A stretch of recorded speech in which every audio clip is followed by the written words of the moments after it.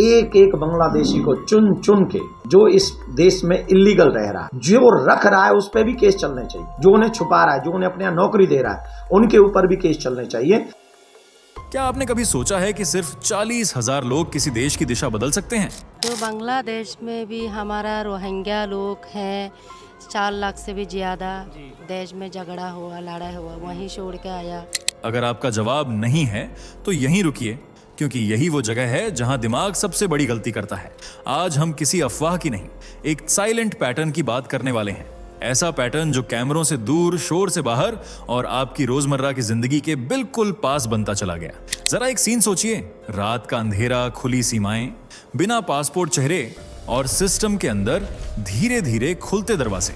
बाहर से देखने पर सब सामान्य लगता है, लेकिन अंदर एक चेन रिएक्शन शुरू हो चुका होता है। यही वो पॉइंट है जहां कहानी मानवता से निकलकर राष्ट्रीय सुरक्षा तक पहुंचती है। यह वीडियो किसी एक धर्म, किसी एक पार्टी या किसी एक बहस के लिए नहीं है। यह वीडियो आपके लिए है, क्योंकि सवाल सिर्फ ये नहीं है कि रोहिंग्या भारत में कैसे आए। यहाँ पर उम्मीद करके आए, यहाँ रहने दिया जाए। अगर यहाँ भी नहीं रख पा रहा हो तो कोई दूसरा कंट्री, हमें बात करके विदेश मंत्रालय से बहुत सारे कंट्री से बातचीत होगा, वहाँ भेज दे। मुस्लिम कंट्री हो, कहीं भी कंट्री हो, हम तो जहाँ पर हमें नेशनलिटी के साथ हम जिंदगी गुजर सकते हैं, हम वहीं जाने के लिए तैयार हैं। असली सवाल यह है कि हमने कब देखना बंद कर दिया। सरकार, कोर्ट, मानवाधिकार और राजनीति चारों अपनी अपनी सच्चाई के साथ खड़े हैं, और इनके बीच में खड़ा है आम नागरिक, जिसे आधी जानकारी दी जाती है और पूरा डर उसी को झेलना पड़ता है। अगर आप सोच रहे हैं कि ये सब तो टीवी डिबेट है, तो सावधान हो जाइए, क्योंकि जो बातें आज बहस हैं वो कल आपकी गली की हकीकत बन जाती हैं। इस वीडियो में हम भावनाओं से नहीं, पैटर्न से बात करेंगे। एक एक स्टेप, एक एक रास्ता और वो कड़ियां जो दिखती नहीं लेकिन जुड़ने के बाद तस्वीर बदल देती है।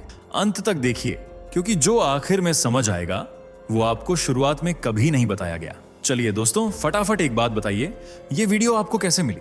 क्या आपने खुद इसे सर्च किया था, या फिर ये अचानक आपकी स्क्रीन पर आ गई और आपने क्लिक कर दिया? हमें सच में जानना है, कमेंट में जरूर बताइए, क्योंकि हर जवाब अपने आप में एक कहानी है। और अगर ये वीडियो आपको बिना सर्च किए अचानक मिली है तो समझ लीजिए ये सिर्फ इत्तेफाक नहीं है। इसका मतलब है कि आप चाहते हैं कि सनातन की आवाज पूरे देश में फैले और कट्टर सोच का अंत हो। ऐसे में दोस्तों, आपका एक छोटा सा कदम इस लड़ाई को बहुत बड़ा बना सकता है। फैक्ट मंत्रा चैनल को अभी सब्सक्राइब कीजिए, क्योंकि हमें आपके सपोर्ट की जरूरत है आज पहले से ज्यादा। इस वीडियो को हर जगह शेयर कीजिए, व्हाट्सएप से लेकर फेसबुक तक, क्योंकि सच तभी ताकत बनता है जब वो ज्यादा लोगों तक पहुंचे। और हाँ, लाइक जरूर कीजिए ताकि ये वीडियो एल्गोरिदम की दीवार तोड़कर और भी लोगों की स्क्रीन तक पहुंच सके। तो चलिए दोस्तों, अब बिना रुके, बिना डरे वीडियो में आगे बढ़ते हैं। क्या सिर्फ 40,000 लोग एक देश के लिए खतरा हो सकते हैं? शायद आपको लगे ये तो बहुत छोटी संख्या है, मगर यहीं से असली खेल शुरू होता। आज देश की सियासत एक ऐसी जंग में उलझी हुई है जिसे आप देख तो रहे हैं, लेकिन शायद उसका असली चेहरा नहीं पहचान पा रहे। एक तरफ सरकार कह रही है रोहिंग्या मुसलमानों से देश की सुरक्षा को खतरा है। ये जो घुसपैठ रोहिंग्या मुसलमानों की हो रही है, यहाँ की बोली वाली बेटियों की इज्जत के साथ खिलवाड़ करते हैं। लव जिहाद को बढ़ावा दे रहे हैं, लैंड जिहाद के नाम पर उनकी जमीनों पर कब्जा करते हैं, बाजार बना करके यहाँ की सुरक्षा के साथ बाद में सेंध लगाने का काम करते हैं। दूसरी तरफ कुछ नेता, कुछ बुद्धिजीवी और कुछ संगठन इन्हीं लोगों को मासूम बताकर उनके लिए अधिकारों की लड़ाई लड़ रहे हैं। मुद्दा इतना बड़ा इसलिए है क्योंकि ये सिर्फ 40,000 लोगों का नहीं है। ये सवाल है भारत की सीमाओं का, भारत की आंतरिक सुरक्षा का, और सबसे अहम, आपके बच्चों के भविष्य का। सोचिए, अगर आज इस चुपचाप हो रही घुसपैठ पर सवाल नहीं उठाया गया तो कल को क्या होगा? यह कोई तकनीकी बहस नहीं है, यह एक वैचारिक संग्राम है, एक पॉलिटिकल महाभारत, जिसमें एक पक्ष राष्ट्रहित में खड़ा है तो दूसरा अपनी राजनीति की जमीन तलाश रहा है। और यही वजह है कि यह मुद्दा छोटा नहीं है, ये एक टाइम बम है जो अगर फटा तो इसके छर्रे आपके घरों तक पहुंचेंगे। तो अब सवाल सिर्फ इतना नहीं है कि रोहिंग्या भारत में कैसे आए, असली सवाल यह है कि क्या हमने इस खेल को समझा भी है। अब जरा इस टकराव को समझिए।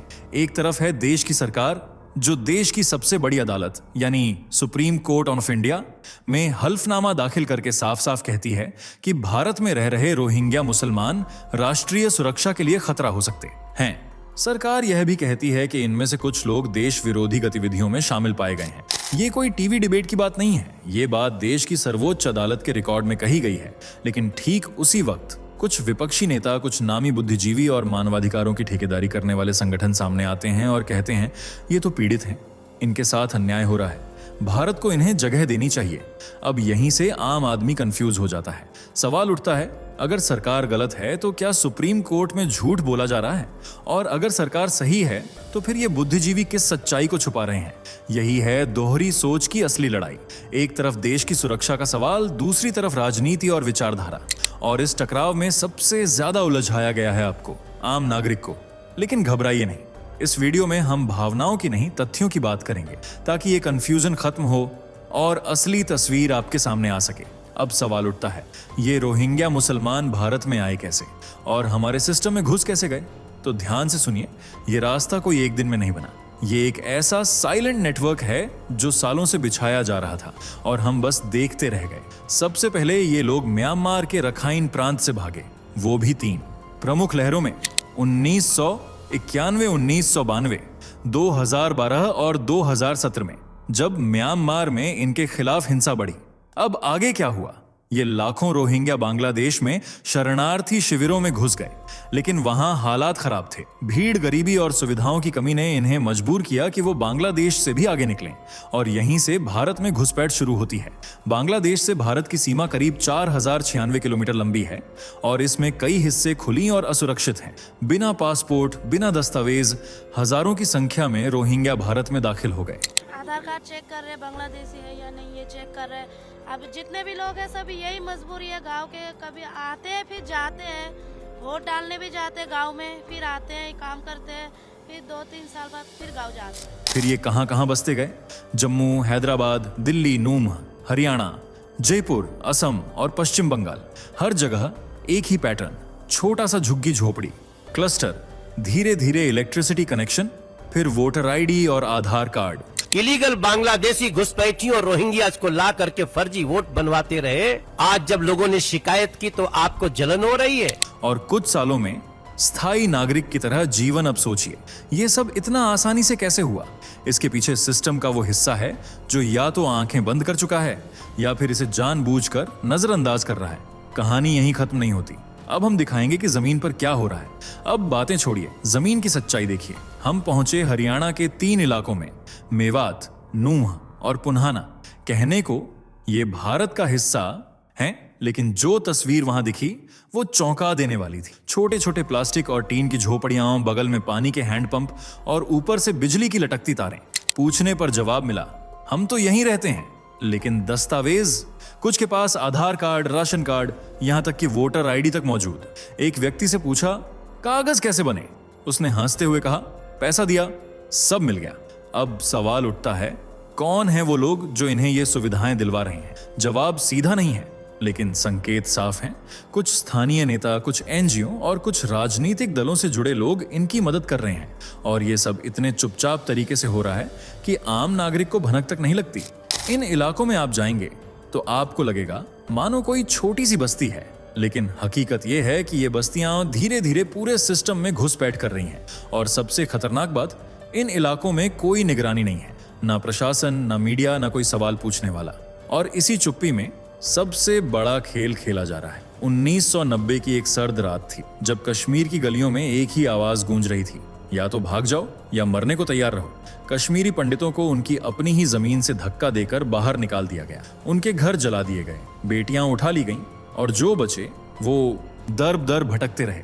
लेकिन तब क्या हुआ? कोई आंदोलन नहीं हुआ, कोई सेकुलर चेहरा नहीं रोया, किसी बुद्धिजीवी ने अपना पुरस्कार वापस नहीं किया। अब आज देखिए, जब रोहिंग्या मुसलमानों की बात होती है तो हर दिशा से सहानुभूति उमड़ पड़ती है। एनजीओ, मानवाधिकार संगठन, नेता, पत्रकार, सभी उनके लिए खड़े हैं। उनके लिए रैली, प्रदर्शन, कोर्ट की लड़ाई, सब कुछ। तो सवाल उठता है, क्या इंसानियत का तराजू धर्म देखकर झुकता है? एक तरफ देश के मूल निवासी जिन्हें उनके ही राज्य से भगा दिया गया, दूसरी तरफ विदेश से आए घुसपैठिए जिन्हें बसाने के लिए पूरा सिस्टम झुक गया। ये सिर्फ 2 लोगों की कहानी नहीं है, ये एक राष्ट्रीय चरित्र की परीक्षा है। क्या हम उस समाज में बदल गए हैं जहां अपनी मिट्टी के लोग अनदेखे हो जाते हैं और बाहरी लोगों के लिए अंदर तक दरवाजे खोल दिए जाते हैं? इस विरोधाभास को समझना जरूरी है, क्योंकि इससे ही पता चलेगा कि हम किस ओर बढ़ रहे हैं। अब चलिए उन 2 पड़ोसी देशों की तरफ नजर डालते हैं, पाकिस्तान और बांग्लादेश। शब्द नहीं, आज हम सिर्फ आंकड़े रखेंगे और आप खुद फैसला कीजिएगा। 1947 में पाकिस्तान में हिंदू आबादी 15% से ज्यादा थी, लेकिन 1998 में ये घटकर सिर्फ 1.6% रह गई। अब तो आधिकारिक आंकड़े भी मिलना बंद हो गए हैं, लेकिन जो जानकार हैं वो मानते हैं कि ये प्रतिशत अब 1% से भी नीचे है। अब बांग्लादेश की बात करें, 1947 में जब ये ईस्ट पाकिस्तान था, वहां 28% आबादी हिंदुओं की थी। 1971 में जब बांग्लादेश बना, तब ये घटकर 12% रह गई और 2011 की जनगणना के मुताबिक अब हिंदू आबादी 9% से भी कम है। सोचिए, दो देशों में लाखों हिंदू या तो मारे गए या भागने पर मजबूर हुए। एक रिपोर्ट के अनुसार सिर्फ बांग्लादेश में 1947 के बाद से करीब 30 लाख हिंदुओं की हत्या हुई, सिर्फ इसलिए कि वो हिंदू थे। तो अब सवाल उठता है, क्यों इस नरसंहार पर कोई नहीं बोलता? क्यों कोई पुरस्कार वापस नहीं करता? क्यों कोई मानवाधिकार संगठन आवाज नहीं उठाता? क्या मानवता भी अब धर्म देखकर काम करती है? जब अत्याचार हिंदुओं पर होता है तो सब चुप, लेकिन जब बात रोहिंग्या की होती है तो पूरा तंत्र जाग जाता है। अब समझ आ रहा है असली दोहरा रवैया कहां है। अब जो बात मैं बताने वाला हूं उस पर आपको यकीन नहीं होगा। रोहिंग्या मुसलमान सिर्फ भारत में आए नहीं हैं, उन्हें यहां बाकायदा सेटअप करके बसाया गया है। और ये कोई एक दो लोगों की मदद से नहीं हुआ, ये एक पूरा नेटवर्क है जिसमें शामिल हैं एनजीओ, लोकल नेता, राजनीतिक दलों के कार्यकर्ता और कुछ सरकारी अफसर। अब सुनिए ये सेटअप चलता कैसे है। सबसे पहले घुसपैठ होती है बांग्लादेश सीमा से, फिर ये लोग पहुंचते हैं सीमावर्ती राज्यों में जैसे बंगाल, असम या बिहार। वहां पहले से मौजूद समर्थक नेटवर्क इन्हें शरण देते हैं। कुछ ही समय में Aadhaar card, ration card, voter ID तैयार बच्चों के लिए सरकारी स्कूल में एडमिशन, स्वास्थ्य सेवाओं की मुफ्त सुविधाएं और कई जगहों पर सरकारी योजनाओं का लाभ भी। सिर्फ इतना ही नहीं, कुछ इलाकों में तो बिजली पानी मुफ्त में जोड़ दिया गया और ये लोग बाकायदा डोनेशन फंडिंग भी लेते हैं, जिसे कुछ एनजीओ के जरिए भेजा जाता है। अब सोचिए, एक आम भारतीय को अपने दस्तावेज ठीक करवाने में सालों लग जाते हैं, लेकिन ये घुसपैठिए कुछ महीनों में कानूनी नागरिक बन जाते हैं। और सबसे बड़ा सवाल उसमें हम सवाली का आफिक, इस पूरे सेटअप की निगरानी कौन कर रहा है? शायद कोई नहीं। हमारा संविधान कहता है भारत एक धर्मनिरपेक्ष राष्ट्र है, हर धर्म, हर जाति, हर पंथ को बराबरी का अधिकार है।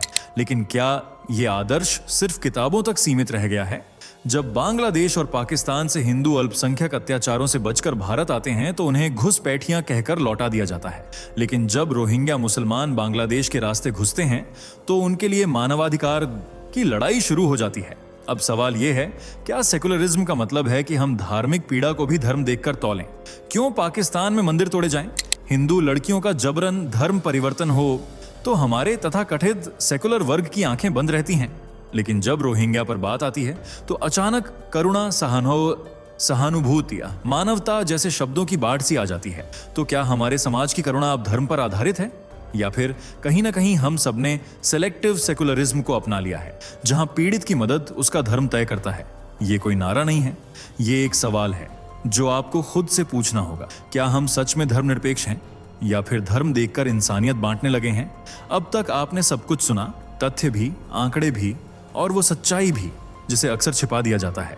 लेकिन एक सवाल अब हम आपसे पूछना चाहते हैं, आप कहां हैं इस लड़ाई में? जब रोहिंग्या देश में घुसते हैं, जब सरकारी योजनाओं का फायदा उठाते हैं, जब असली नागरिक पीछे छूट जाते हैं, तब आप क्या कर रहे होते हैं? खामोश बैठे होते हैं, सोचते हैं सरकार देख लेगी। लेकिन याद रखिए, ये सिर्फ सरकार का मुद्दा नहीं है, ये आपका भी मुद्दा है। क्योंकि जब आपके बच्चे स्कूल में पिछड़ेंगे, जब आपके इलाके की सुविधाएं दबाव में आएंगी, जब आपके टैक्स का पैसा घुसपैठियों पर खर्च होगा, तब नुकसान किसका होगा? आपका। अब समय है आंख खोलने का, सवाल पूछने का और आवाज उठाने का, नहीं तो बहुत देर हो जाएगी। और जब आप जागेंगे तो हो सकता है कि आपके अपने हिस्से की जमीन भी आपसे दूर जा चुकी हो। तो अब सवाल सीधा है, क्या भारत तैयार है? क्या हम वाकई समझ पाए हैं इस पूरे खेल की गहराई? 40,000 की संख्या सुनने में छोटी लगती है, लेकिन जब इनके पीछे खड़ी हो एक पूरी व्यवस्था, राजनीतिक शरण और सेकुलर चुप्पी, तो ये सिर्फ संख्या नहीं रहती, ये एक रणनीति बन जाती है। रोहिंग्या सिर्फ एक नाम नहीं है, ये उस सिस्टम की पहचान है जो बाहरी लोगों को अंदर लाने में तो तेज है, लेकिन अपने लोगों के लिए दरवाजे बंद रखता है। अब फैसला हमें करना है, क्या हम इस चुप्पी को तोड़ेंगे या फिर अपनी जमीन, पहचान और संसाधन धीरे धीरे गंवाते रहेंगे? क्या आप सोचते हैं कि भारत को अब एक स्पष्ट नीति की जरूरत है? क्या रोहिंग्या जैसे मुद्दों पर जनता की आवाज खुलकर सामने आनी चाहिए?